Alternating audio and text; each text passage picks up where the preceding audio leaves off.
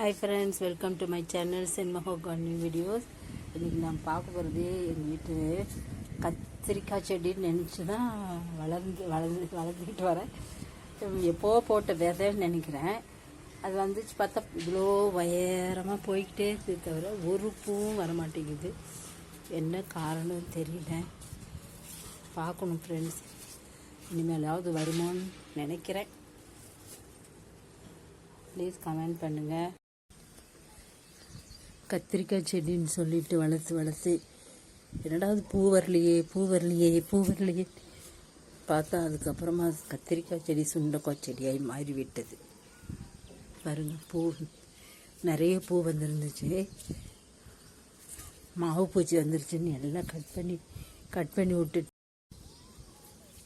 பண்ணி விட்டுட்டேன். அதுக்கப்புறமா நல்ல மறுபடியும் பூ வந்திருக்கு. ஆனாலும் மாவு பூச்சி வந்துக்கிட்டே இருக்குது. நானும் தினமும் மருந்து அடிச்சுக்கிட்டே இருக்கேன், அப்போவும் வந்துக்கிட்டே தான் இருக்குது. எப்போ காய் வந்த பிறகு மறுபடியும் நான் உங்களுக்கு அப்லோட் பண்ணுறேன். இந்த வீடியோ உங்களுக்கு பிடிச்சிருந்தால் லைக் பண்ணுங்கள், ஷேர் பண்ணுங்கள், சப்ஸ்கிரைப் பண்ணுங்கள்.